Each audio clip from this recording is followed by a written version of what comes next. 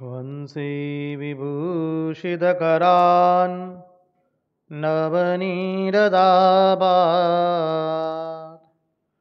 पीताम्बरात् अरुणबिम्बफलादरोष्ठात् पूर्णेन्दुसुन्दरमुखात् अरविन्दनेत्रात् कृष्णात् परं किमपि तत्त्वम् अहं न जाने। कृष्णात् परं किमपि तत्त्वम् अहं न जाने।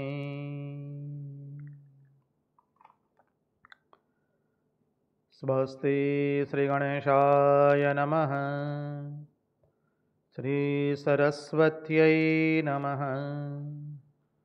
श्रीगुरुभ्यो नमः। वक्रतुण्डमहाकाय सूर्यकोटिसमप्रभ निर्विघ्नं कुरु मे देव सर्वकार्येषु सर्वदा। नारायणं नमस्कृत्य नरं चैव नरोत्तमं देवीं सरस्वतीं व्यास ततो जयमुदीरयेत्। नमस्ते शारदे देवी सरस्वती मतिप्रदे वसत्वं मम जिह्वाग्रे सर्वविद्याप्रदा भव। गुरुर्ब्रह्मा गुरुर्विष्णु गुरुर्देव महेश्वरः गुरुर्साक्षात् परब्रह्म तस्मै श्रीगुरवे नमः। सच्चिदानन्दरूपाय विश्वोत्पत्त्यादिहेतवे तापत्रयविनाशाय श्रीकृष्णाय वयं नुमः। ॐ नमः परमहंसास्वादित चरणकमलचिन्मकरन्दाय भक्तजनमानसनिवासाय श्रीरामचन्द्राय विश्वसर्गविसर्गादि नवलक्षणलक्षितं श्रीकृष्णाख्यं परं धाम जगद्धाम नमामि तत्। ॐ स्थापकाय च धर्मस्य सर्वधर्मस्वरूपिणे अवतारवरिष्ठाय रामकृष्णाय ते नमः।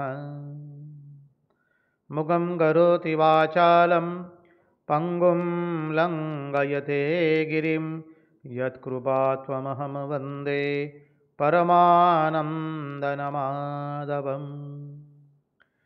कृष्णकन्हैया की जय, भक्तवत्सल भगवान की जय, वृंदावन विहारी लाल की जय, भगवान श्री राम कृष्ण देव की जय, भागवत भगवान की जय, भागवत भक्त भगवान की जय।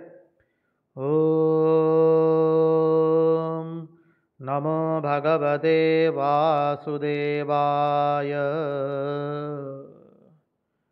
नारायण नारायण नारायण नारायण।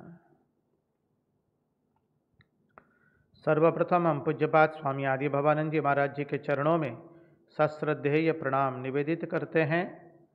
तत्पश्चात रामकृष्ण आश्रम राजकोट के अध्यक्ष पूज्यपाद स्वामी निखिलेश्वरानंद जी महाराज जी के चरणों में सश्रद्धेय प्रणाम निवेदित करते हैं। उपस्थित पूज्यपाद प्रभु सेवानंद जी महाराज एवं अन्यान्य सभी सन्यासी महात्माओं एवं विरक्तों के चरणों में हमारे सश्रद्धेय प्रणाम निवेदित करते हैं। और जो कोई भी इस दृश्य श्राव्य माध्यम से इस भागवत रसामृत का रसपान कर रहा है, उन सब के हृदय में निवासित उस अनंत अखंड अविनाशी परब्रह्म परमात्मा को मुहुर मुहुर वंदन करके आइए हम भागवत रसामृत में अवगाहन करें।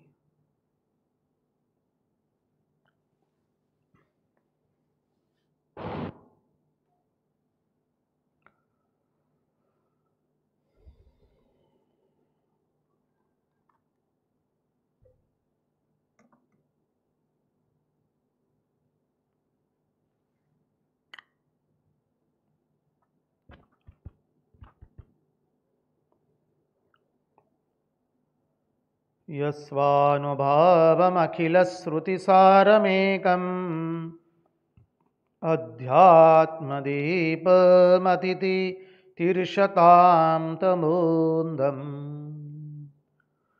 संसारिणां करुणयाः पुराणगुह्यं तं व्याससूनुमुपयामि गुरुं मुनीनाम् तं व्याससूनुमुपयामि गुरुं मुनीनाम्। कृष्णाय वासुदेवाय हरये परमात्मने प्रणतक्लेशनाशाय गोविन्दाय नमो नमः।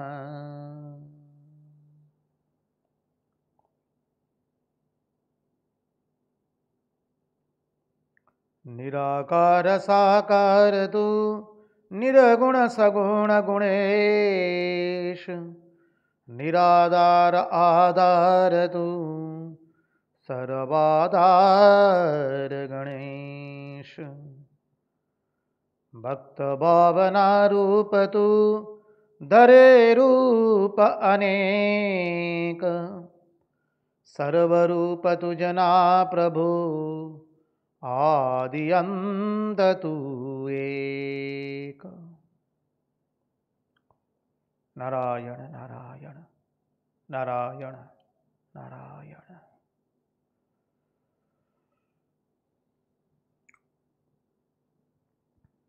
आइए तो हम परमहंस शिरोमणि भगवान शुकदेव जी के चरणारविंद में बैठ करके भागवत रसामृत का रसपान करें।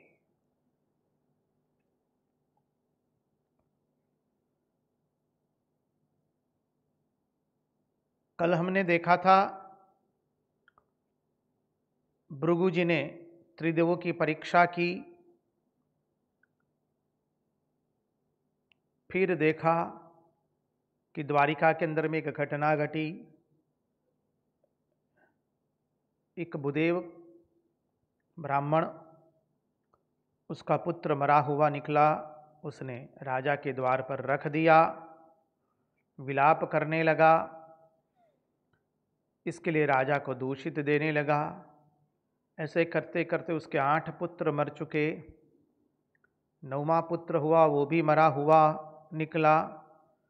और उस वक्त अर्जुन वहाँ पर आए थे।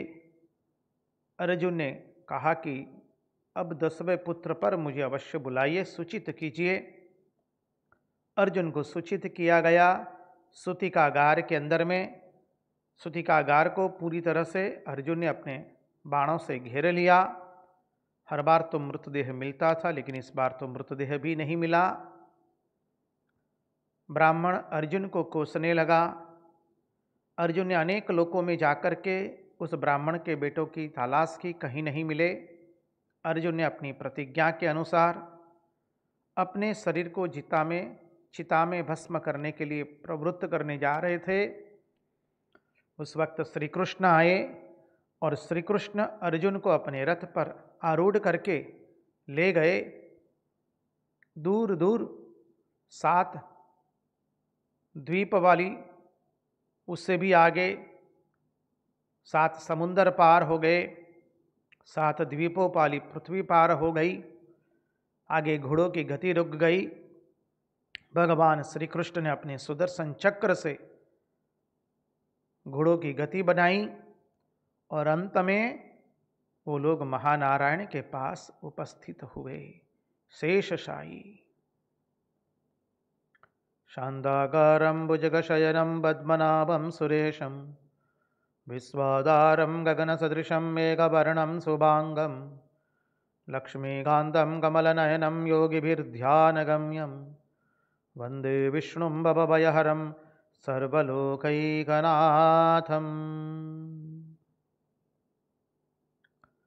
महानारायण ने श्री कृष्ण एवं अर्जुन को देखते ही कहा कि आओ,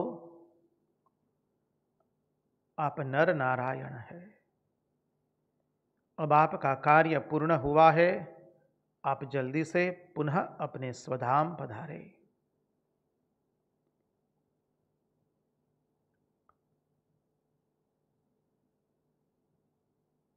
अर्जुन एवं श्री कृष्ण ने महानारायण की पूजा की, वंदना की, उनकी आज्ञा को शिरोधार्य करके ब्राह्मण के मरे हुए पुत्रों को श्री कृष्ण लेकर वापस आते हैं। महात्माओं ने इस प्रसंग में बहुत सुंदर कहा है, अर्जुन नर है, श्री कृष्ण नारायण है। जो महानारायण तत्व है वही परब्रह्म तत्व है। जहां नर की गति नहीं हो सकती है वहां नारायण उसे ले जाते हैं। जहां अर्जुन की गति नहीं है वहां पर भगवान अर्जुन को महानारायण जी के दर्शन के लिए ले जाते हैं, परम तत्व के दर्शन करवाते हैं।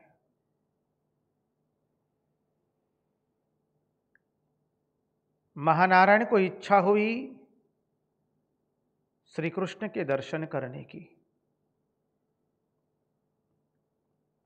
उन्होंने जब सुना कि भगवान वृंदावन में प्रकट होकर के अद्भुत लीलाएं कर रहे हैं, द्वारिका में ब्याह करके वंश का विस्तार कर रहे हैं, महानारायण ने सोचा हमें तो उस स्वरूप का दर्शन करना है, तो क्या किया जाए। तो जानते हैं महानारायण कि अर्जुन भक्त है और भगवान भक्त वत्सल है। ब्राह्मण भक्त है और भक्त वत्सल है। श्री कृष्ण की ये दो विशेषण है।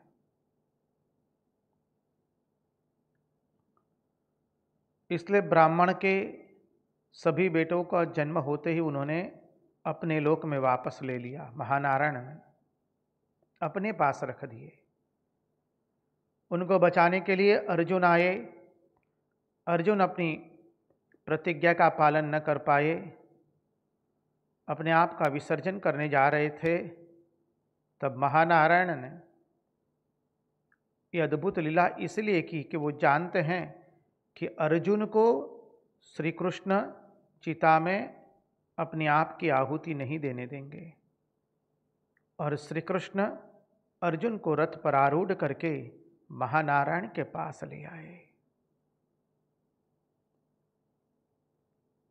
महानारायण ने कहा कि प्रभु, हमारी आप दोनों के दर्शन करने की इच्छा थी। हम जानते कि आप ब्राह्मणों के प्रिय है, ब्राह्मणों की रक्षा के लिए आप कुछ भी करेंगे और भक्त वत्सल है। इसलिए हमने ब्राह्मणों के 9 पुत्र हमारे पास रख लिए हैं और भक्त वत्सल है। अर्जुन पर मुसीबत आवेगी तो प्रभु आप उसकी रक्षा करेंगे।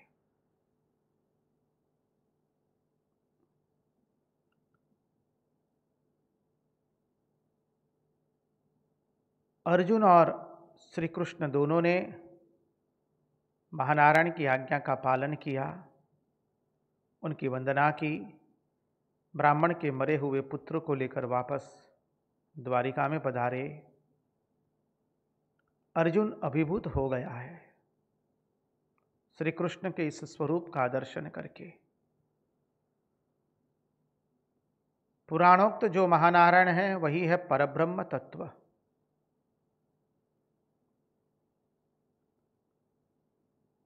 अब श्री कृष्ण वापस आकर के ब्राह्मणों को उसके मरे हुए पुत्र दे दिए और खूब दान पुण्य किए। श्री कृष्ण ने अनेकों दान पुण्य किए, अर्जुन के माध्यम से धर्म की स्थापना करवाई। अब यह सब वर्णन 89वें अध्याय में वर्णित है।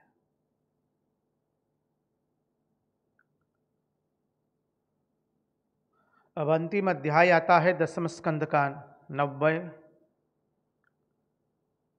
उस 90वें अध्याय के अंदर में 90वें अध्याय में भगवान के प्राचुर्य का वर्णन किया गया है।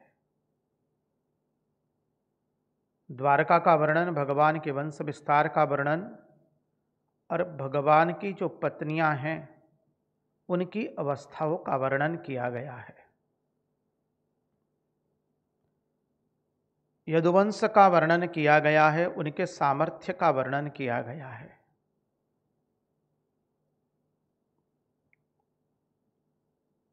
और 90वें अध्याय में श्रीमद् भागवत के 10वें स्कंद की पूर्णाहुति होती है। तो आइए हम प्रवेश करें अध्याय संख्या 90। उसके शुरू में ही कह दिया है, सुखम स्वपुर्या निवसन द्वारकायां श्रियः पतिः सर्वसम्पत्समृद्धायां जुष्टायां वृष्णिपुंगवैः।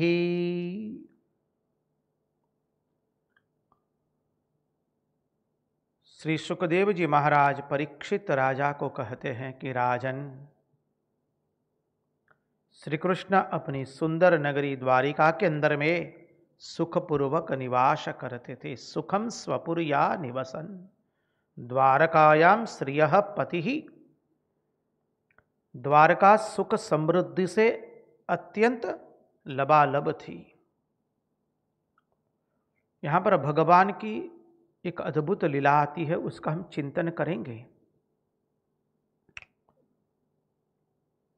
सर्वसंपत् समृद्धायाम जुष्टायाम वृष्णिपुंगवैः।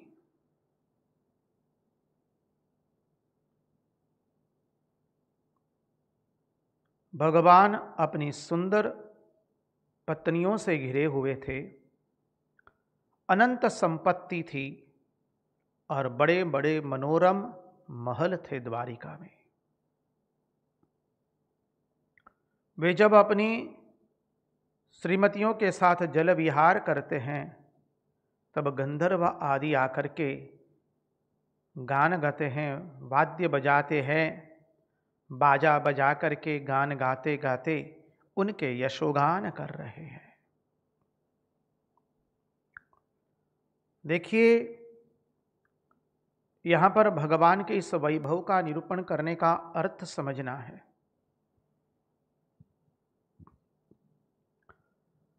भगवान अपने जीवन से धर्म, अर्थ, काम एवं मोक्ष चारों पुरुषार्थ प्रकट करते हैं।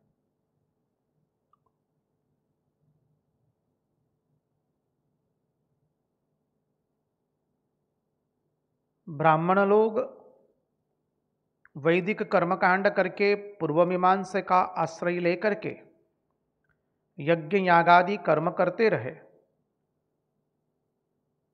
फल की इच्छा करके कि भाई मृत्यु के उपरांत हमें स्वर्ग आदि की प्राप्ति होगी। उसमें कोई गलत नहीं है, ये शास्त्र सम्मत है।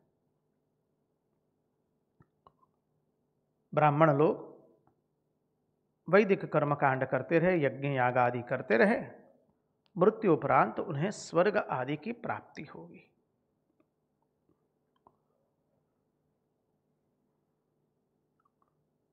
लेकिन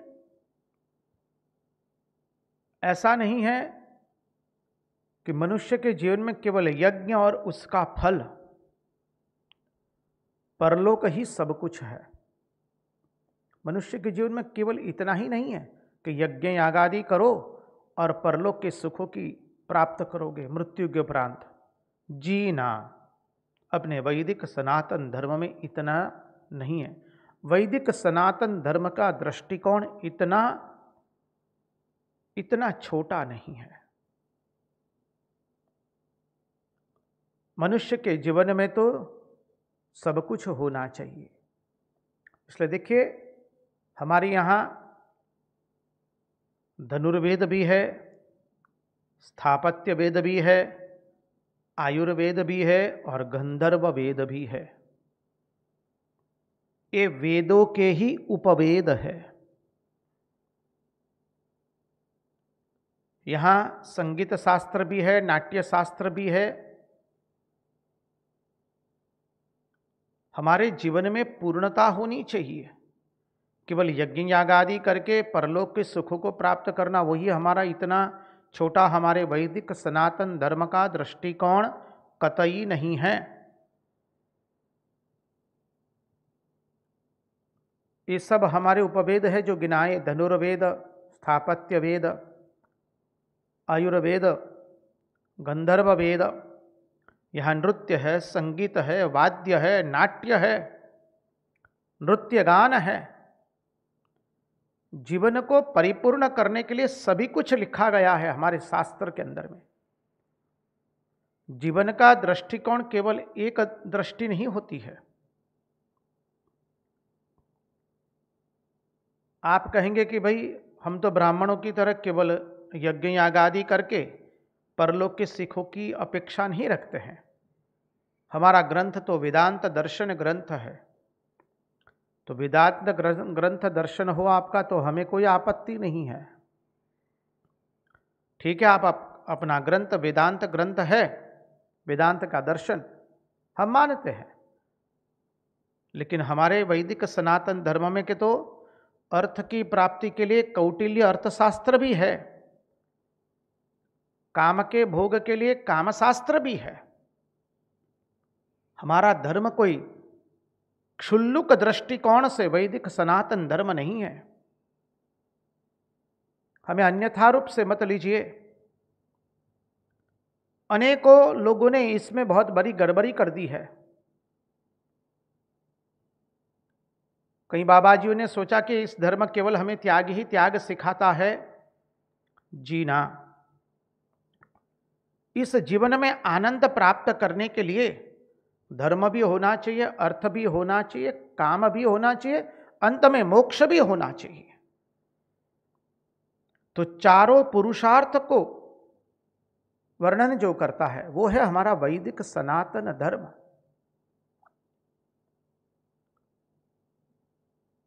कोई कोई पंथ है, कोई कोई धर्म है, कोई कोई मजहब है।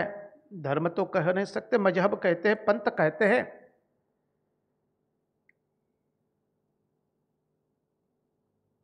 कोई आचार्य प्रधान धर्म होता है, कोई पुस्तक प्रधान धर्म होता है, कोई अहिंसा प्रधान धर्म है, कोई करुणा प्रधान धर्म है। लेकिन हमारा वैदिक सनातन धर्म इस दृष्टि से नहीं हुआ है। हमारा वैदिक सनातन धर्म मनुष्य के सर्वांगी विकास को ध्यान में रख करके हुआ है। करुणा प्रधान धर्म बौद्ध धर्म है, अहिंसा प्रधान धर्म जैन धर्म है, आचार्य प्रधान धर्म मुसलमान का धर्म होता है, पुस्तक प्रधान धर्म है अन्य। हमारा वैदिक सनातन धर्म इस दृष्टि से कतई नहीं है। यहां तो मनुष्य के इस जीवन के अंदर में उसको सब कुछ प्राप्त हो, मोक्ष भी प्राप्त हो तो मोक्ष शास्त्र है, अर्थ भी प्राप्त हो तो कौटिल्य का अर्थशास्त्र है, काम का भी भोग करे तो उसके लिए कामशास्त्र है, और धर्म का भी आचरण हो उसके जीवन में इसलिए धर्मशास्त्र है। हमारा कहने का तात्पर्य इतना ही है कि हमारा भारतवर्ष लौकिक सुख समृद्धि में शास्त्रीय दृष्टि से कहीं पिछड़ा हुआ नहीं था। हमारा भारतीय धर्म, वैदिक सनातन धर्म लौकिक सुख समृद्धि में कहीं पर भी वो पिछड़ा हुआ नहीं था। संपूर्ण रूप से उसका सर्वांगी विकास हुआ है। केवल कुछ कतिपय साधुओं ने उसको केवल एक त्यागियों ने उसकी विपरीत व्याख्या कर दी और कह दिया कि केवल त्यागियों के लिए है और यही करना होता है। जी ना, परिणाम यह हुआ कि हमारी संस्कृत भाषा के अंदर में जो लौकिक सुखभोग के लिए जो अद्भुत अद्भुत ग्रंथ पढ़े थे, महान जो शास्त्र है, उनकी बिल्कुल उपेक्षा हो गई और इसी कारण से लोगों की दृष्टिकोण में बदलाव आ गया और गृहस्थ लोग सोचने लगे ये सब शास्त्र हमारे लिए है ही नहीं। अरे सभी शास्त्र सन्यासियों के लिए नहीं होते हैं, गृहस्थों के लिए तो अनेकों शास्त्र है। इसलिए हमारे भगवान श्री कृष्ण ने सभी उपवेदों का रसास्वादन किया है और अपने जीवन से दिखाया है।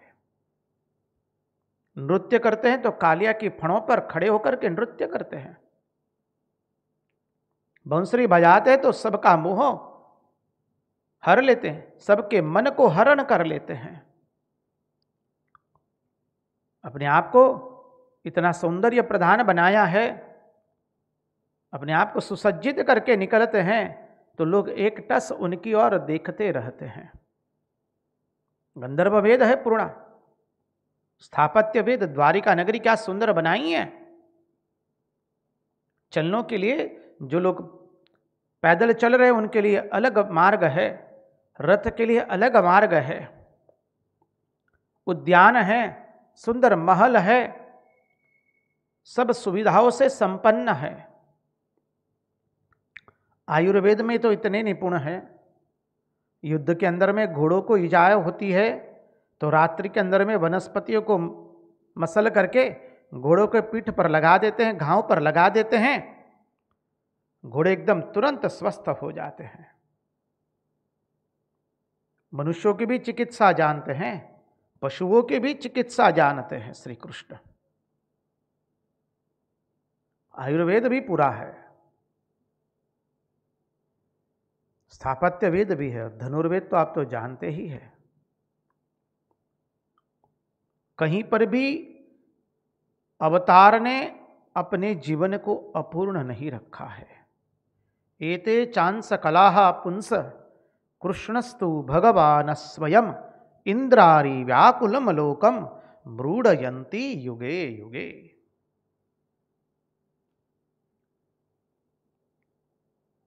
भगवान अपने जीवन से सर्वांगी जीवन की, सर्वांगी कलाओं की, सब कलाओं की उत्कृष्टता भगवान अपने जीवन से प्रदर्शित करते हैं। अवतार जो है, अवतार कोई एकदेशीय नहीं होता है। देखिए, देखने में आता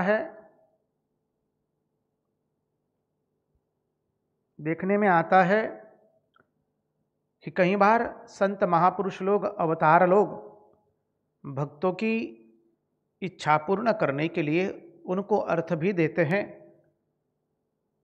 गंभीर बीमारी में से उन्हें मुक्त भी करा देते हैं, उनके इच्छित भोग भी देते हैं। स्वाभाविक है ये तो। भगवान क्या केवल मोक्ष देने के लिए आए हैं ना क्या?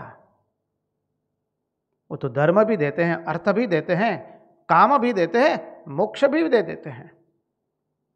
ये यथा माम प्रपद्यन्ते तांस तथैव भजाम्यहम्। हमारा श्री कृष्ण केवल त्याग मोक्ष दे ऐसा नहीं है, केवल भक्ति दे ऐसा नहीं है, अर्थ भी करो, भोग करो, अर्थ जिसको चाहिए उसको अर्थ देते हैं,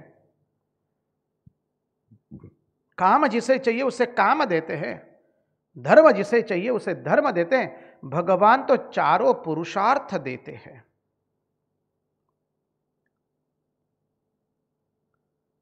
हमारे भगवान ने अपने जीवन से इसलिए सभी उपवेदों का रसास्वादन किया है, दिखाया है।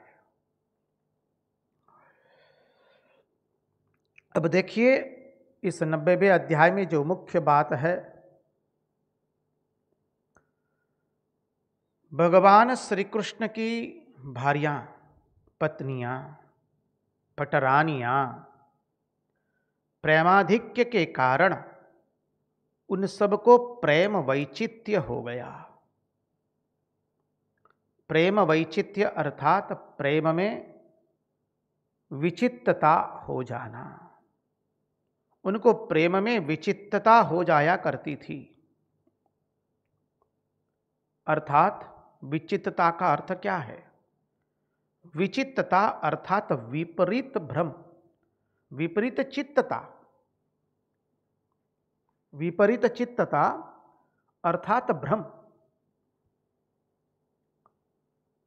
क्या भ्रम हो जाया करता था? भगवान तो उनके बिल्कुल पास में है, लेकिन प्रेमी को यह ख्याल हो जाता है कि भगवान हमसे बहुत दूर है।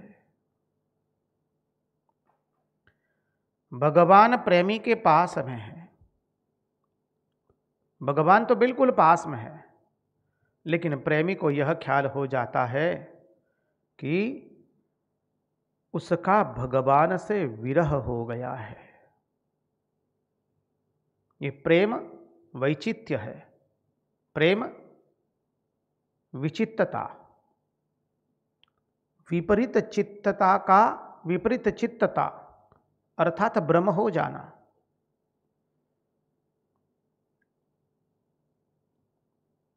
हम क्या बताए, राधा सुधा निधि में बहुत सुंदर लिखा है, उसका सुंदर वर्णन आया है।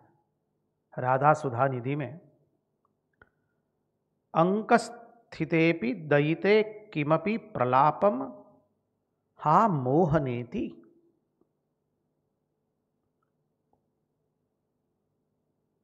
मधुरम विरुद्ध मधुरम विदधत्यकस्मात् अंकस्थितोपि दयिते किमपि प्रलापम हा मोहनेति मधुरम विदधत्यकस्मात्। अर्थात भगवान प्रिया जी की गोद में है, प्रिया जी एवं प्रियु जी, राशेश्वरी व्रजेश्वरी प्रिया जी।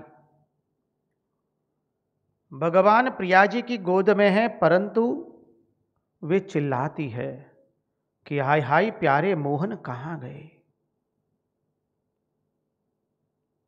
श्री कृष्ण कहाँ गए तुम। वही दशा द्वारिका के अंदर में भगवान की पटरानियों की होती है। श्री कृष्ण महिषियों एवं पटरानियों की हो जाती है। देखिए, जिज्ञासु ने जिज्ञासा की है कि आप राधा तत्व समझाइए, उसके पर बोलिए। अब हम राधा तत्व पर क्या बोले?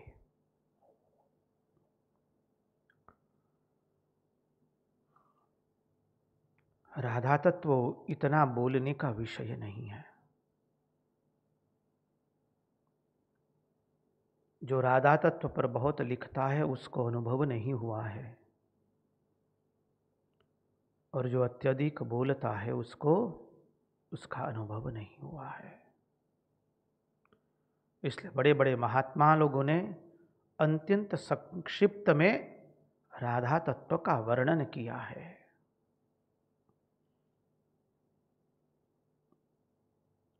हम लोगों ने रासलीला में राधा तत्व का दर्शन किया था। गोपी प्रेम एवं राधा तत्व का दर्शन किया है रासलीला में, महारास के प्रसंग में, एवं उद्धव जी की व्रज यात्रा में भ्रमर गीत में भी उसका दर्शन किया है। और सच पूछे तो हम राधा तत्व पर कुछ बोलने के लायक नहीं है।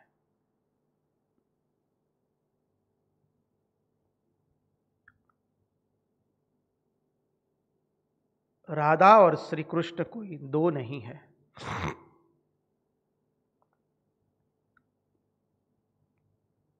श्री कृष्ण के प्रेम का प्रकटीकरण वह है श्रीमती राधिका जी।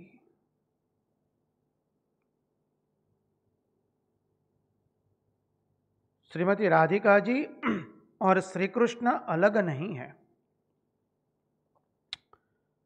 एक ही रस जब पीली शीशी में आया तो उसे राशेश्वरी कहा, व्रजेश्वरी कहा।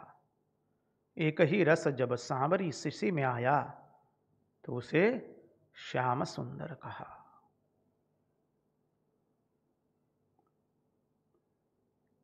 जो हमने अभी अभी भी चिंतन किया था, राशेश्वरी व्रजेश्वरी को पूछा गया, आपका और श्री कृष्ण का संबंध क्या है? राशेश्वरी व्रजेश्वरी ने कहा, मैं भोक्ता और वो भोग्य,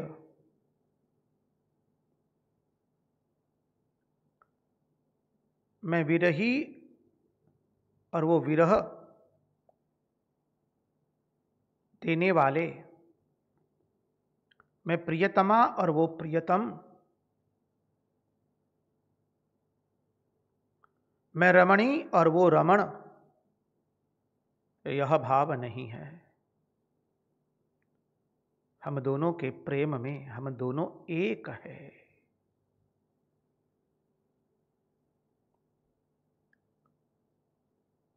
श्रीमती राधिका जी वो श्री कृष्ण के प्रेम का प्रगटीकरण है।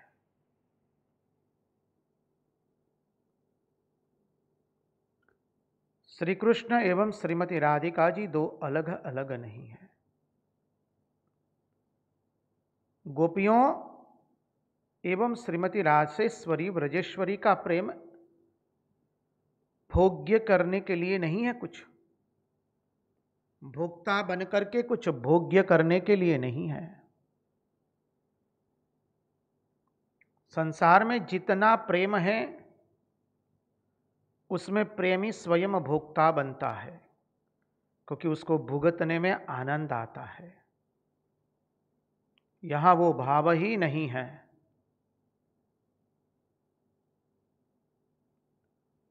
श्रीमती राशेश्वरी श्री कृष्ण को प्रेम इसलिए करती है कि श्री कृष्ण को आनंद हो। गोपियां श्री कृष्ण को इसलिए प्रेम करती हैं कि श्री कृष्ण को आनंद हो। स्वयं को आनंद की बात ही नहीं है। स्वयं के आनंद की कोई भावना तक नहीं है। श्री कृष्ण को आनंद हो इसलिए श्री कृष्ण से वो प्रेम करती है।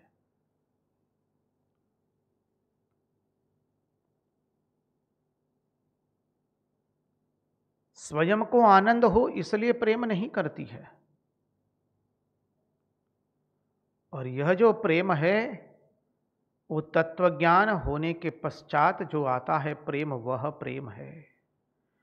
इसको सामान्य प्रेम मत समझिए, कोई नारी और पुरुष का प्रेम नहीं है ये। अरे वो प्रेम तो पशुओं में भी दिखाई देता है। प्रेम को इतनी निम्न कक्षा पर मत ले आइए।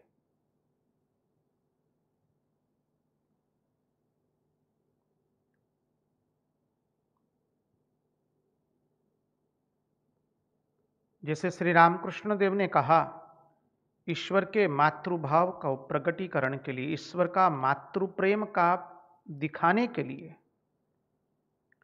ईश्वर का मातृ प्रेम दिखाने के लिए मैं उनको लेकर के आया हूं, मां शारदा को। और मां ने स्वयं कहा, मैं और श्री रामकृष्ण देव अलग अलग नहीं है। घटना आप जानते हैं। पूज्यपाद विरजानंद जी महाराज जयराम बाटी में गए हैं। मां तरकारी काट रही है। विरजानंद जी महाराज मां को कहते हैं, मां यदि मैं चाहता तो श्री रामकृष्ण देव के दर्शन कर सकता था। मां तरकारी काट रही है। मां कहती है, अरे बेटा कर ही तो रहे हो। विरजानंद जी समझे नहीं, इसलिए पुनरुक्ति करते हैं। कहते हैं, नहीं मां, मैं चाहता यदि तो इस नेत्रों से ही श्री रामकृष्ण देव के अधिभूत स्वरूप का दर्शन कर सकता था। मैं नहीं किया है, मैं नहीं कर पाया हूं, मैंने नहीं किया है। मां फिर से कहती है, अरे बेटा कर ही तो रहे हो। विरजानंद जी महाराज सोचे कि मैं ध्यान की जो बात कर रही, माँ ध्यान की बात कर रही है। विरजानंद जी फिर से कहते हैं, ना माँ, मैं श्री रामकृष्ण देव का मैं चाहता तो मैं दर्शन कर सकता था। इस बार माँ ने तरकारी काटना बंद कर दिया, चाकू रख दिया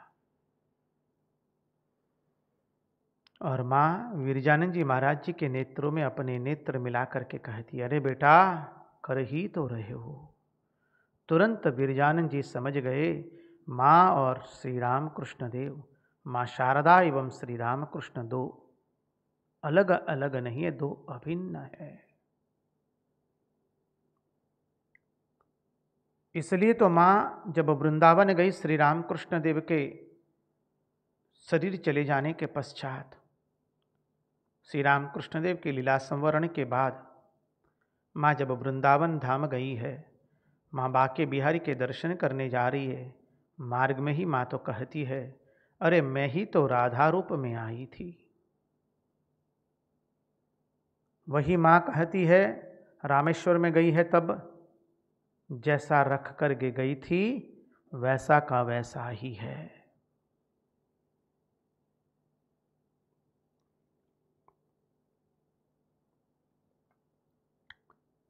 श्री रामकृष्ण एवं मां शारदा कोई दो अलग अलग नहीं है। श्री कृष्ण एवं श्रीमती राधिका जी कोई दो अलग अलग नहीं है, वो एक ही है। हम आपको क्या बताएं, हम वर्णन करने के लिए असमर्थ है।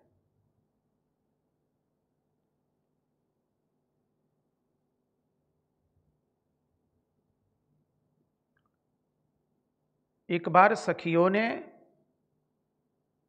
श्रीमती राशेश्वरी व्रजेश्वरी से पूछ लिया, ये सब बातें भागवत में नहीं आती है जी। हाँ, हमारे वैष्णव संप्रदाय के अन्य ग्रंथ जो है उनके अंदर में बहुत अद्भुत तत्व से निरूपित की गई है। आप यदि इच्छुक है तो उस ग्रंथों का अभ्यास कर सकते हैं। राधा सुधा निधि है,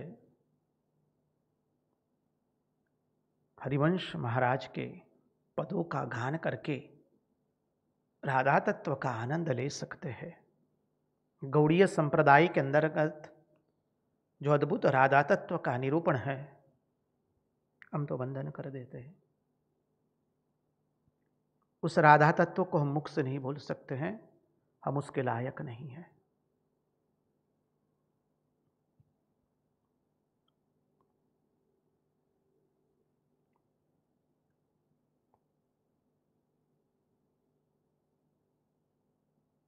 एक बार सखियों ने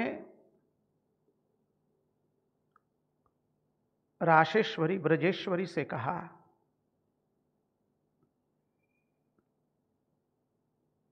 हमें भी तो कन्हैया के दर्शन कराओ ने, तुम भी तो करती हो। प्रसंग में अत्यंत संक्षिप्त में सरल घटना से बता रहा हूं। बहुत सुंदर वर्णन है इस प्रसंग का।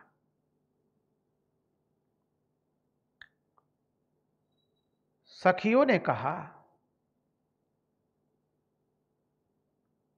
राशेश्वरी से, हमें भी तो श्री कृष्ण के दर्शन कराओ, हमें भी तो उनका सामीप्य प्राप्त हो।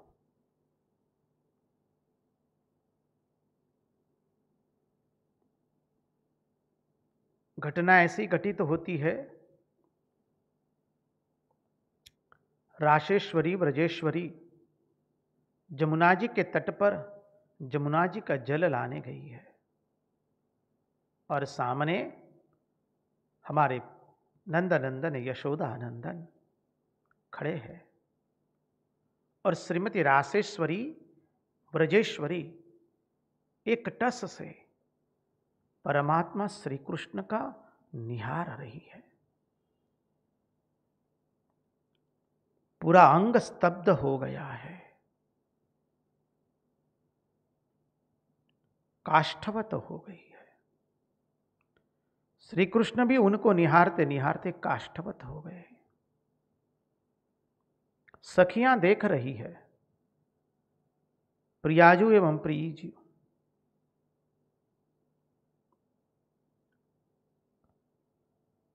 प्रियाजी प्रियू जी को देख रहे हैं, प्रियू जी प्रिया जी को देख रहे हैं।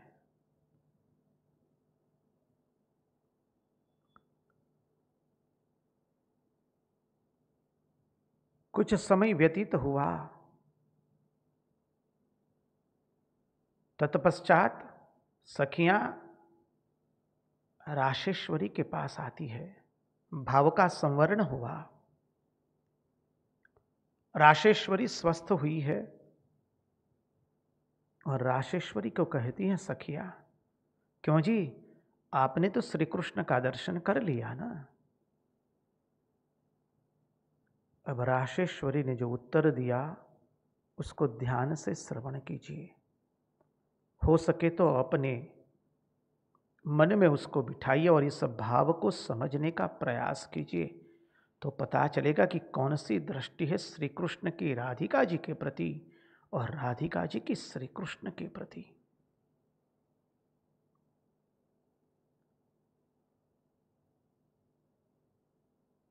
राशेश्वरी ने कह दिया, जीना मैंने कहाँ दर्शन किए उनके। सखियां कहती, अरे कैसी बात करती हैं जी, अभी तो आपके सामने थे और आप दोनों एक दूसरे को एकटस निहार रहे थे, स्तब्ध हो गए। राशेश्वरी की आंख नेत्रों से अश्रुओं की धारा बहती है और राशेश्वरी कहती है, कहाँ जी, मैंने तो दर्शन ही नहीं किए उनके। उनके कर्णों के अंदर में जो सुंदर कुंडल था उस कुंडल को ही देखती रही, मैंने तो उनका दर्शन तक नहीं किया है। उनके कुंडल की रश्मियों में ही मैं स्तब्ध हो गई हूं। यह राशेश्वरी। अधिक चर्चा अनेकों सत्संग ले सकती है। हम आपको बीच बीच में इस राधा तत्व के कुछ कुछ भूमिकाएं बताते रहेंगे, क्योंकि इस राधा तत्व को समझना मनुष्य साधन किए बिना समझ सकता नहीं है। इसलिए श्री रामकृष्ण देव ने कहा कि कामगंध शून्य हुए बिना उस परम प्रेम को कोई समझ सकता नहीं है।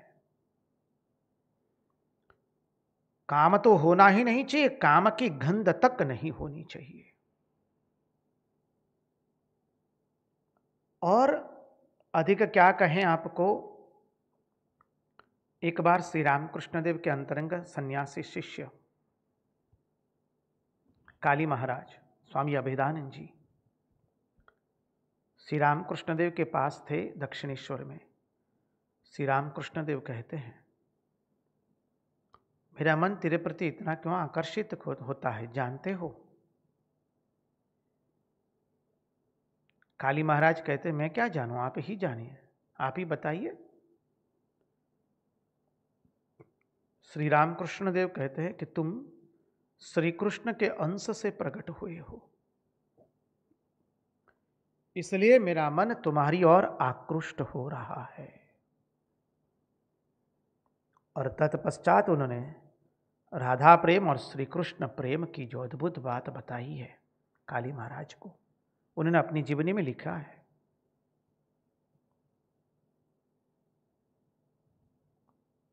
ये सामान्य भाव नहीं है। तो जो हमने देखा कि राधा सुधा निधि में इसका बड़ा सुंदर वर्णन करते हुए कहा है, अंक स्थितोपि ददीते किमपि प्रलाप हा मोहनेति मधुरम विदधत्थ कस्मात्। अर्थात भगवान प्रियाजी की गोद में है, पर प्रियाजी चिल्ला रही है, श्री कृष्ण कहाँ है, श्री कृष्ण कहाँ है, हाय हमारे मोहन तुम कहाँ गए। श्री कृष्ण के पास रहने पर भी उनका विरह हो गया है, ऐसा लग रहा है कि वो दूर चले गए हैं और उनका चिंतन करने लगती है उनकी पत्नियां।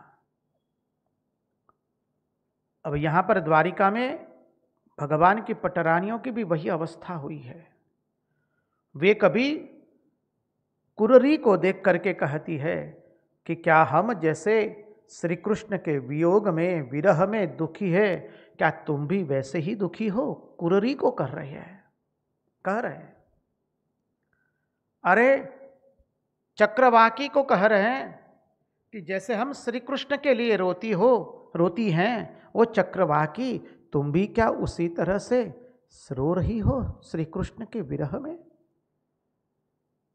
विरही अत्र तत्र सर्वत्र अपने प्रीतम के विरह में ही सबको देख पा रहा है। समुद्र को देख के कहती है, अरे ओ समुद्र, तुम्हें भी क्या निंद्रा नहीं आती है? तुम भी हमारी तरह इस दशा को प्राप्त हो गए हो। हमें श्री कृष्ण विरह में निद्रा तक नहीं आती है। अरे हमारे हृदय में जो प्रेम का तूफान उमटा है, क्या तुम्हारे हृदय में भी इस तरह से प्रेम का तूफान उमटा है क्या? अरे ओ चंद्रमा, क्या तुझे यक्ष्मा रोग हो गया है क्या? आज तेरी किरणों से तुम क्यों नहीं क्षीण हो रहे हो? क्या क्या वर्णन किया है। मेघों को देख करके भगवान की पटरानियां कहती, अरे ओ मेघ, तुम श्री कृष्ण के सखा हो। जैसे हम श्री कृष्ण का ध्यान करती है, वैसे ही तुम ध्यान करके बाष्प धारा का सर्जन करते हो। तुम भी मेघ श्याम हो और हमारा कन्हैया भी मेघ श्याम है। हम जैसे कन्हैया का ध्यान करती है, तुम भी क्या श्री कृष्ण का वैसे ध्यान करके बाष्प धारा के रूप में सर्जन करते हो? अरे ओ कोकिल, तुम्हारे शब्द तो अत्यंत मधुर है। क्या तुम श्री कृष्ण गान कर रही हो क्या?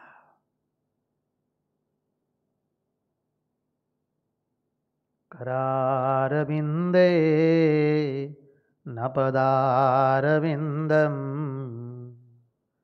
मुखारविंदे विनवेशयन्तम्, वटस्य पत्रस्य पुडेशयानं, बालं मुकुन्दं मनसा स्मरामि। श्री कृष्ण गोविंद हरे मुरारे, हे नाथ नारायण वासुदेव। जिह्वे पिबस्वा मृदमेतदेवं, गोविंद दामोदर माधवेति। अरे अपो पर्वत, तुम भी हमारी तरह श्री कृष्ण के चरणार बिंद को अपने ऊपर धारण करना चाहते हो क्या? पर्वत, तुम भी हमारी तरह श्री कृष्ण के चरणों को स्वयं के ऊपर धारण करना चाहते हो क्या? अरे ओ हंस, आओ आओ, हम तुम्हें दूध पिलाती है, तुम हमें कृष्ण का चरित्र सुनाओ, हमारे प्यारे का चरित्र सुनाओ।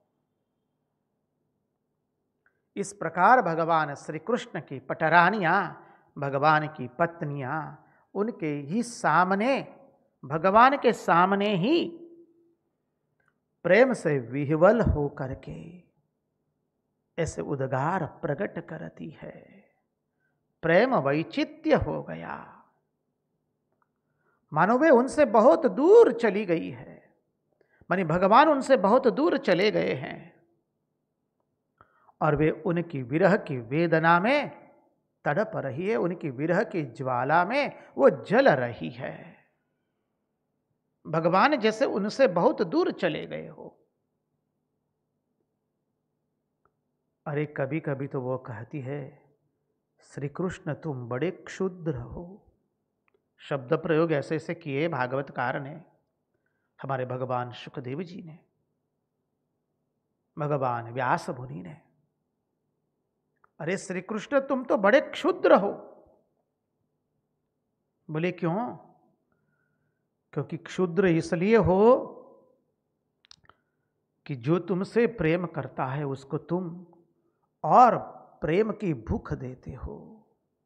श्री कृष्ण भूख देते हैं, प्यास देते हैं, और उनसे जितना जितना कोई प्रेम करता है, उनसे जितना जितना मिलो, उनसे जितना जितना प्रेम करो, उनके सौंदर्य को जितना जितना निहारो, उतना वो कम लगता है, कम लगता है। उतनी ही उनकी मिलन की आकांक्षा और बढ़ती है, उतनी ही उनके मिलन की कामना और बढ़ती है।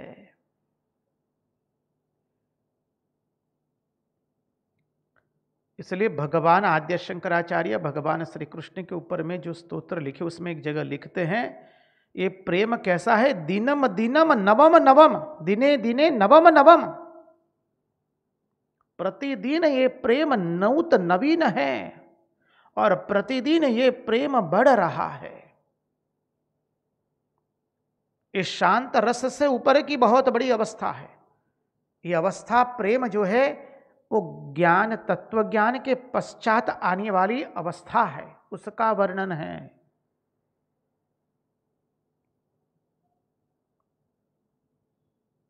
इसलिए उद्धव जी जब व्रज में गए, साक्षात बृहस्पति के शिष्य थे उद्धव जी, ज्ञान में परिपूर्ण है, भगवान के प्रिय सखा है। अरे उद्धव जी को तो हम उत्सव मूर्ति कहते हैं। आप लोग बद्रिकाश्रम गए होंगे, न जाए गए हो, भविष्य में कभी जाए तो देखिएगा, सुंदर स्थान है, भगवान की बद्री पंचायतन है। पहले कुबेर जी है, जो गर्भ मंदिर में जो वेदी है, देवताओं का वर्णन करते हैं, वहां पर जो बुदेव ब्राह्मण बैठे हैं, पहले कुबेर जी है, तत्पश्चात गरुड़ जी है, बाद में भगवान नारायण की नारायण शिला है, जिसके पर हीरे का मुकुट पहनाया है, बाद में नर नारायण है, और आगे नारद जी है, और भगवान के प्रिय सखा उद्धव है, भगवान की उत्सव मूर्ति। अब ऐसे ज्ञान में परिपूर्ण उद्धव जी को भगवान ने प्रेम की दीक्षा देने के लिए वृंदावन भेजा है। गए थे 3 दिन के लिए, 6 माह रुक करके आ गए हैं, और आकर के क्या कहते हैं, प्रभु मुझे वृंदावन की लता पुष्प और औषधि बना दीजिए, ताकि गोप गोपियों की जो चरण धूलि है वो मुझ पर उड़ेगी और मैं धन्य धन्य हो जाऊंगा। वो श्री कृष्ण आप वृंदावन छोड़कर के कैसे आ गए? ये प्रेम का वैचित्व,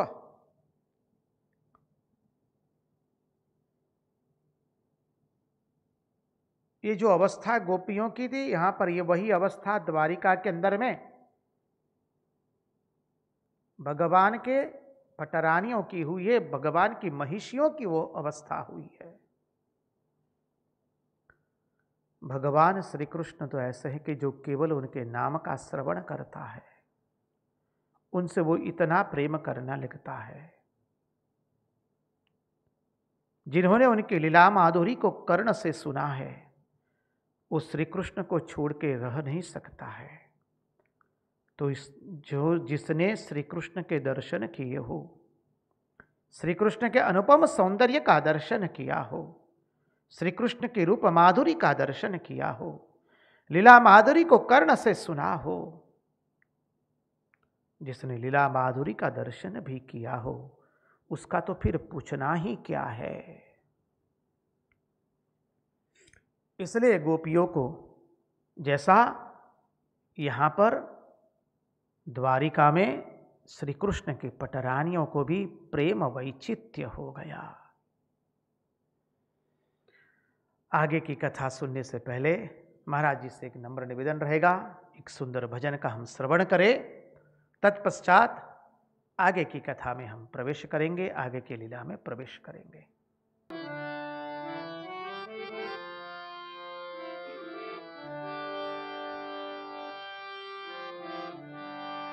सुंदर लाला नंद दुलाला,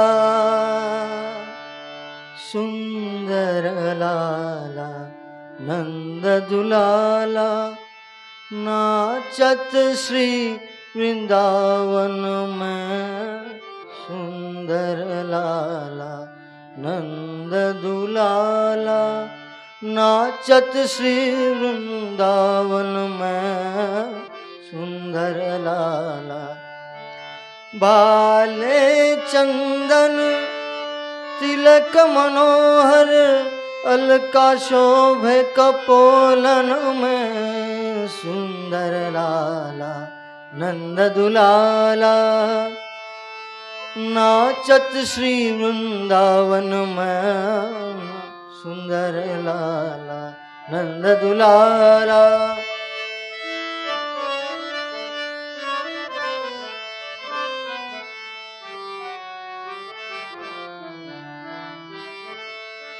सिर पर चूड़ा नयन विशाला, सिर पर चूड़ा नयन विशाला, कुंदमाल हिय पर डोले।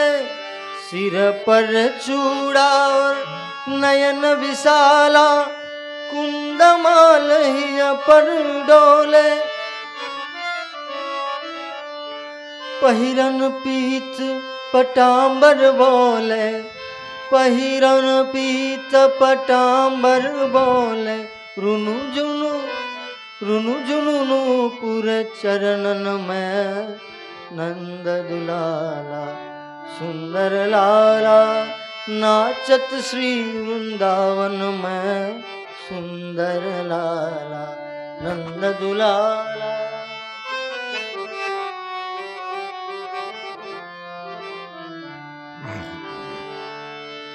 कोई गावत पंचम तान, बंसी पुकारे राधा नाम। राधा नाम कोई गावत पंचम तान, बंसी पुकारे राधा नाम। मंगल ताल मृदंग रसाल, मंगल ताल मृदंग रसाल, बजावत कोई रंगन में। सुंदर लाला नंद दुलाला, नाचत श्री वृंदावन में। सुंदर लाला नंद दुलाला,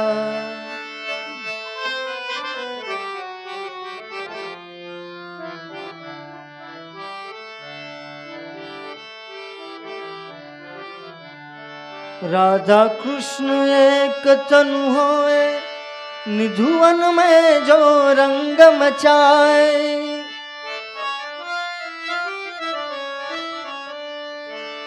राधा कृष्ण एक तनु होए, राधा कृष्ण एक तनु होए। राधा कृष्ण एक तनु होए, राधा राधा राधा राधा राधा राधा।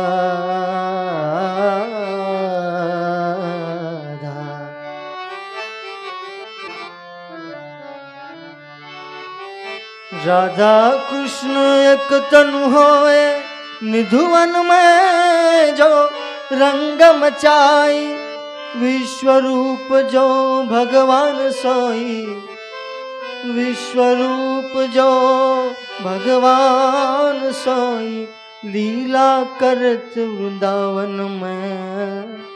सुंदर लाला नंद दुलाला, सुंदर लाला नंद दुलाला नाचत श्री वृंदावन में। सुंदर लाला नंद दुलाला सुंदर लाला नंद दुलाला सुंदर लाला नंद दुलाला।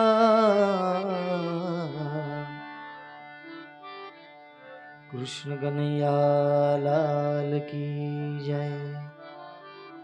कृष्ण कन्हैया लाल की जय।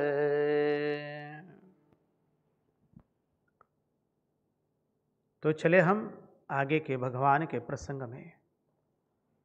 तो भगवान की पटरानियां भी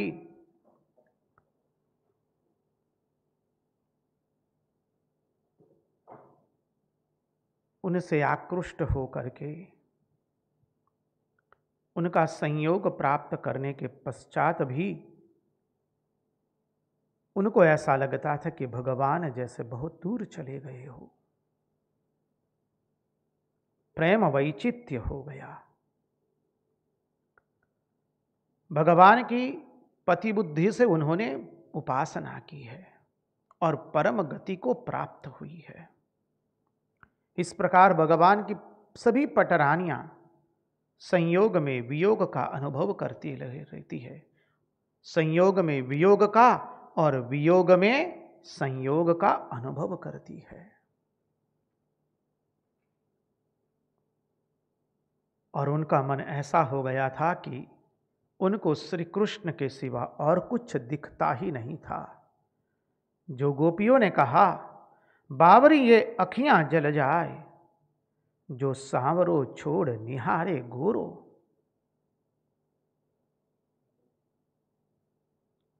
हमारी आँखियां जल जाए यदि हमारी आँखियों ने मानी हमारे नेत्रों ने श्री कृष्ण को छोड़कर और किसी का दर्शन किया है। तो देखिए, अभी यहां पर 3 परिपाटी आती है प्रेम की। 3 घाटियां हैं श्री कृष्ण प्रेम की। एक है रुक्मणी जी का प्रेम, द्वितीय है अन्यान्य पत्नियों का प्रेम और तृतीय है गोपियों का प्रेम। उसकी भी थोड़ी चर्चा करेंगे।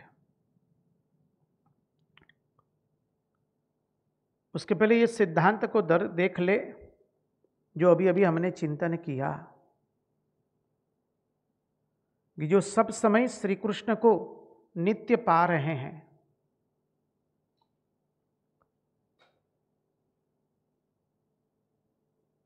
श्री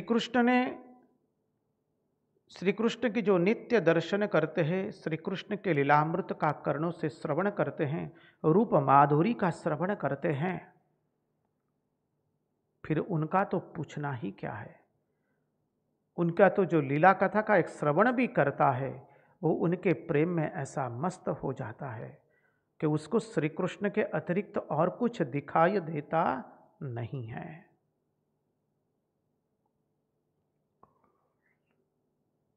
अब देखिए, जो श्री कृष्ण की मुख्य पटरानी थी रुक्मणी जी, मुख्य पत्नी, उनकी अवस्था क्या हुई थी? उनको कभी वियोग नहीं हुआ है, इसलिए भगवान ने एक बार उनको वाचिक वियोग दिया। हम लोगों ने वो घटना देख चुके, विस्तृत रूप से उसका दर्शन किया है भागवत में। भगवान ने रुक्मणी जी को कह दिया कि अभी आप चाहे तो आप दूसरे से ब्याह कर सकते हैं। ये शब्द जब तक माता रुक्मणी जी के कानों में पड़ा है, मां बेहोश होकर गिर पड़ी है जमीन पर, क्योंकि रुक्मणी जी को कभी वाचिक वियोग भी नहीं हुआ था।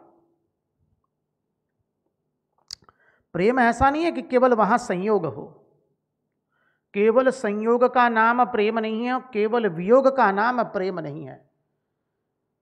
हमने ये महारास तत्व में इसका चिंतन किया है विस्तृत रूप से। चकोर और चकवा एवं चकवी का जो उदाहरण है, दोनों एक दूसरे के प्रेम में दोनों एक दूसरे के विरह में इतना रोते हैं, इतना रोते हैं, दोनों अपने प्राण त्याग देते हैं। वो प्रेम की परिपूर्णता नहीं है। हंस हंसी जो है उनको सदैव संयोग है, कभी वियोग नहीं है। वो भी प्रेम की परिपूर्णता नहीं है। प्रेम में तो संयोग भी हो, वियोग भी हो। इसलिए भगवान ने रुक्मणी जी को वाचिक वियोग दिया। और गोपियां ऐसी थी कि उनको न तो अपने मन से कभी श्री कृष्ण का वियोग हुआ है, और न कुछ कहने पर, किसी के कुछ कहने पर भी उनको कभी वियोग नहीं हुआ है श्री कृष्ण का। इसलिए भगवान श्री कृष्ण ने गोपियों को तन का वियोग दिया है, तन से वियोग दिया है। और तन से वियोग हुआ तो गोपियों के हृदय में जो व्याकुलता उत्पन्न हो गई, वह अद्भुत व्याकुलता हमने देखी है, उसका दर्शन किया है गोपी गीत और उसके प्रसंगों के अंदर में। क्योंकि व्याकुलता के बिना प्रेम का अनुभव होता नहीं है। तो जो अभी हमने दर्शन चिंतन किया था कि इस प्रेम की 3 घाटियां हैं। एक है रुक्मणी जी का प्रेम, अन्यान्य पत्नियों का प्रेम एवं गोपियों का प्रेम।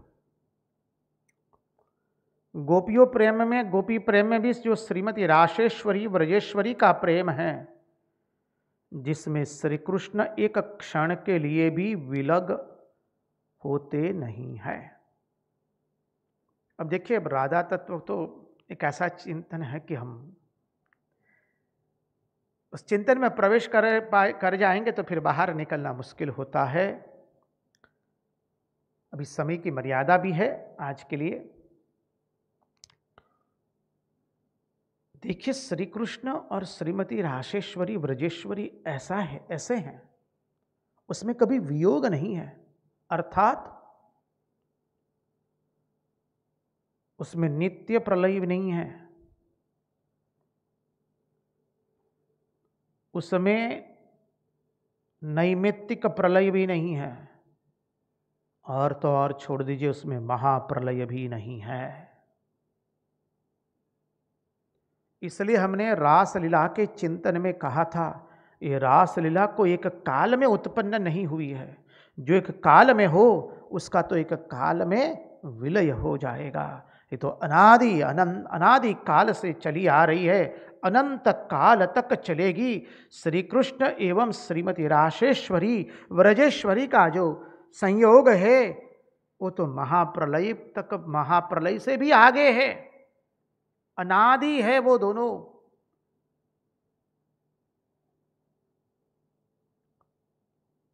श्री कृष्ण कभी एक क्षण के लिए भी श्रीमती राशेश्वरी व्रजेश्वरी से विलग नहीं होते हैं।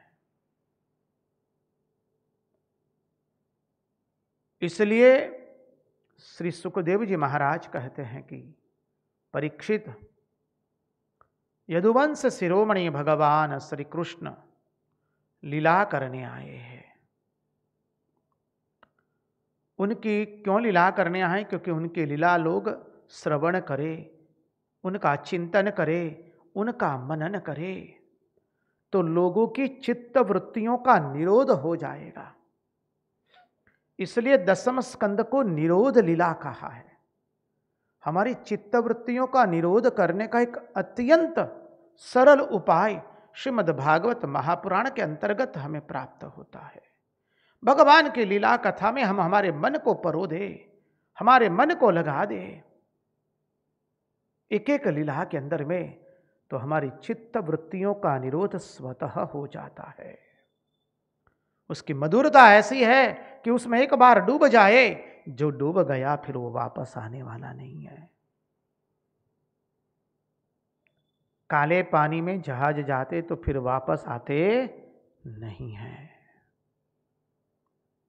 बस इसलिए 10वें स्कंद को निरोध लीला कहा गया है।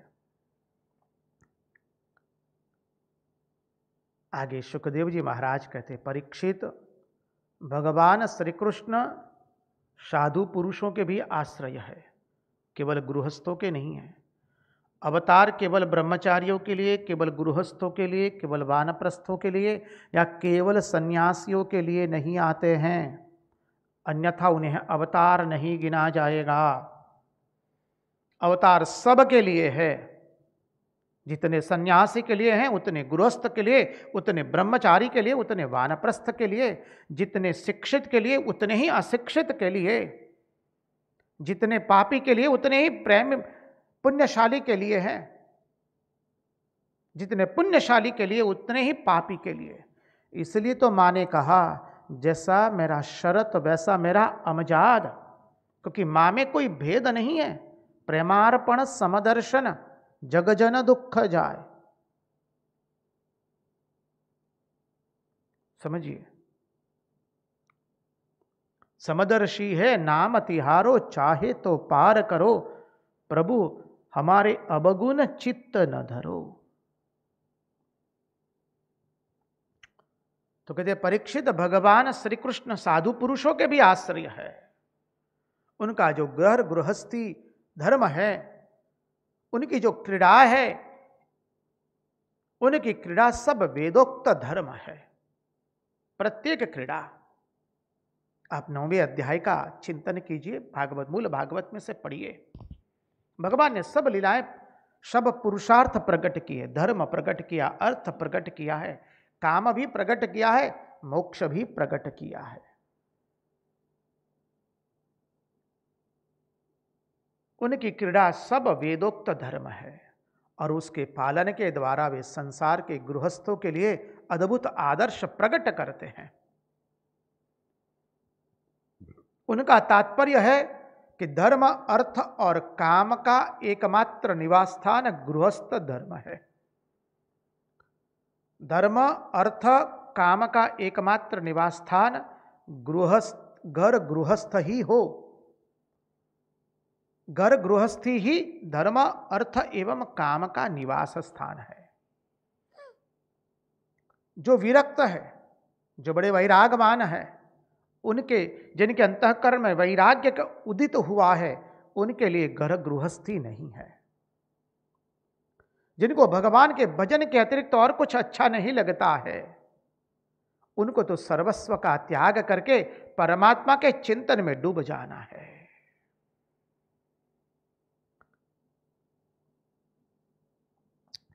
लेकिन जो अनुपयुक्त है, अध्ययन से विरत है, अध्ययनहीन है और केवल वेशधारी लोगों के लिए संन्यास आश्रम या साधु आश्रम नहीं है।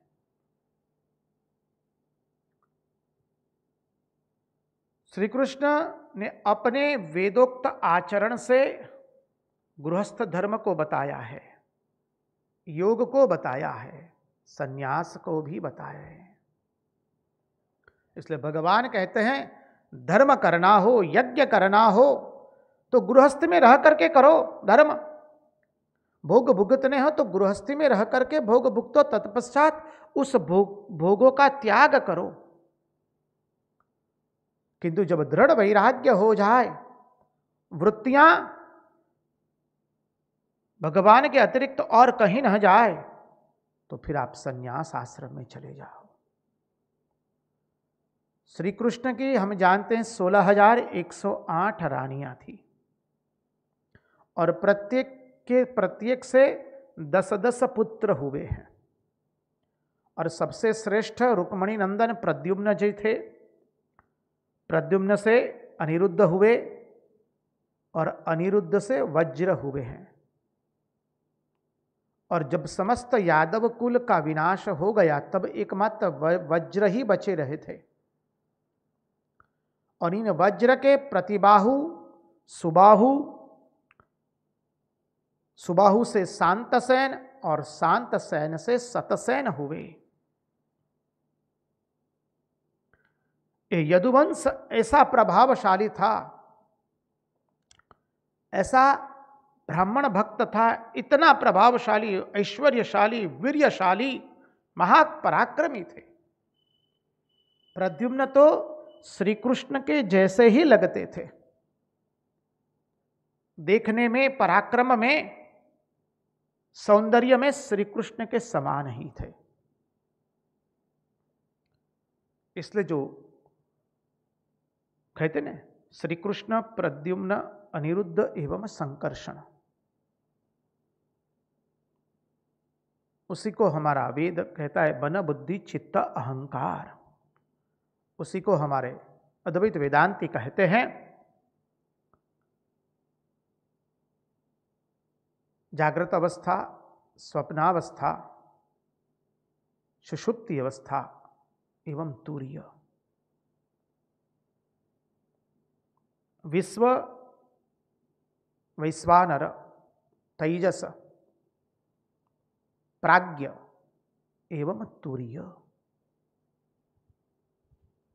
समझिए,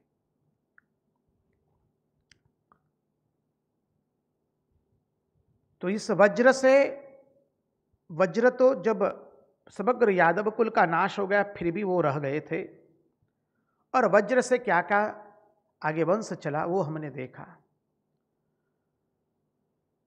इस वंश के अंदर में कोई भी ऐसा नहीं हुआ कि जो संतानहीन हो, ऐश्वर्यहीन हो, या लक्ष्मीहीन हो, या पराक्रमहीन हो। ऐश्वर्यशाली, पराक्रमशाली, वीर्यवान, ओजस्वी, ऐसे सब राजा पैदा हुए हैं। कोई निर्धन हो ऐसा नहीं है, कोई संतानहीन हो ऐसा भी नहीं है, कोई अल्पायु हो, अल्पवीर्य वाला हो ऐसा भी नहीं प्रकट हुआ है। सुखदेव जी महाराज कहते हैं इस यदुवंश की संख्या इतनी अधिक है, इतनी अधिक है कि इसका वर्णन किए हुए करते करते थक जाएंगे, लेकिन उसका वर्णन पूर्ण नहीं होगा। सुखदेव जी महाराज कहते हैं परीक्षित राजा को, उनकी संख्या इतनी अधिक है कि सबकी गिनती नहीं की जा सकती है। कहीं न कहीं तो जाकर उस गिनती को विराम देना पड़ेगा, उस गिनती को अधूरा छोड़ना पड़ेगा।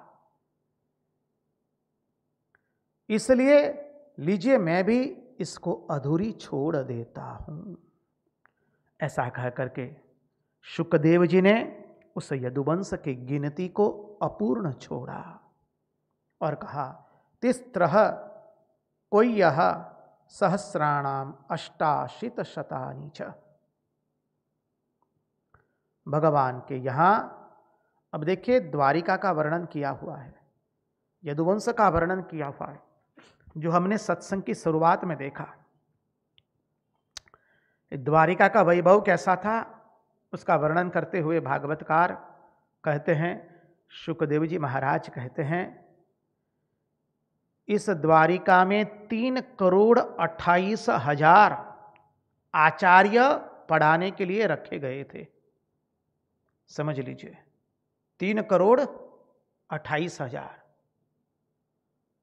मानिए आपका महानगर कलकत्ता भी आ गया, बेंगलुरु भी आ गया, मुंबई भी आ गया। इतने तो केवल आचार्य थे। 3,28,000 मूल भागवत पढ़िए, अनुवाद में लिखा है। और उस उग्रसेन राजा के पास एक नील के लगभग सैनिक रहते थे। एक नील का मानी आज की संख्या में हम वर्गीकरण करें तो 10 ट्रिलियन समझ लीजिए। एक 1 नील इज इक्वल टू 10 ट्रिलियन। इतनी महाराजा उग्रसेन के पास सेना थी। समझ लीजिए अब कहां जाएंगे, क्या सोचेंगे।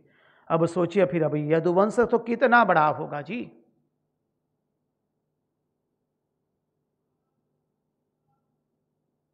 अब इस वंश का वर्णन इतना यहां पर क्यों किया है, उसकी महिमा आप 11वें स्कंद में सुन पाएंगे, वो समझ पाएंगे।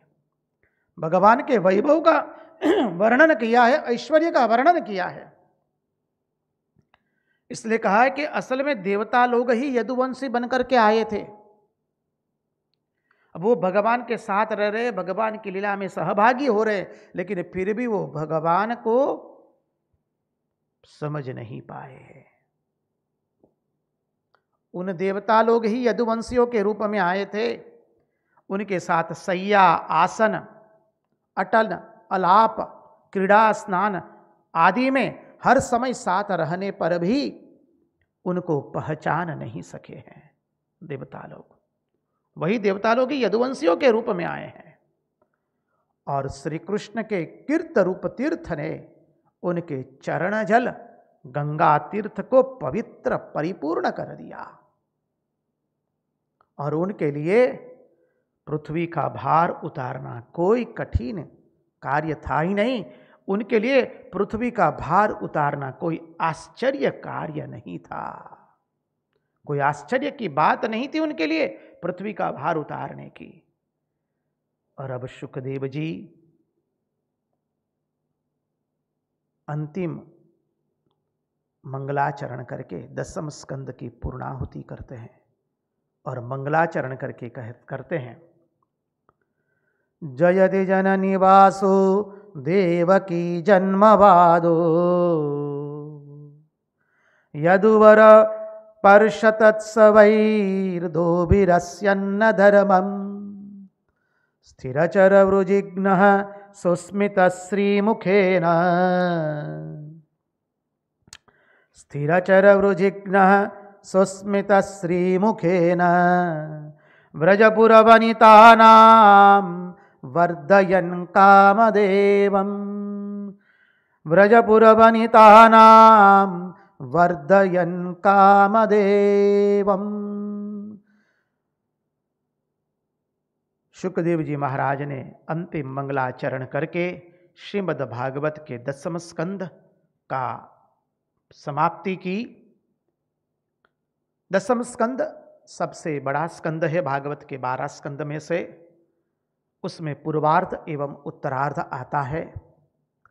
पूर्वार्ध के अंदर में 49 अध्याय, 50 अध्याय, कुल 90 अध्याय है।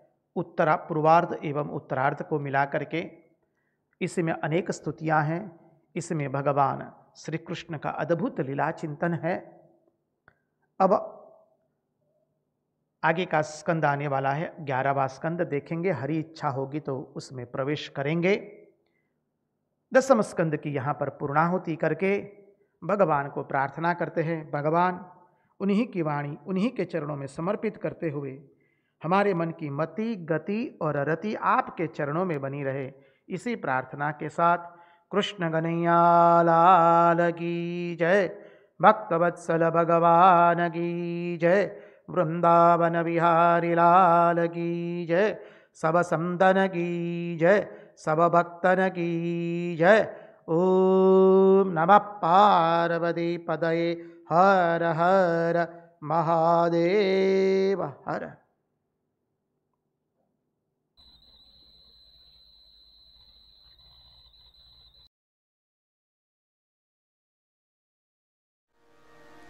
श्री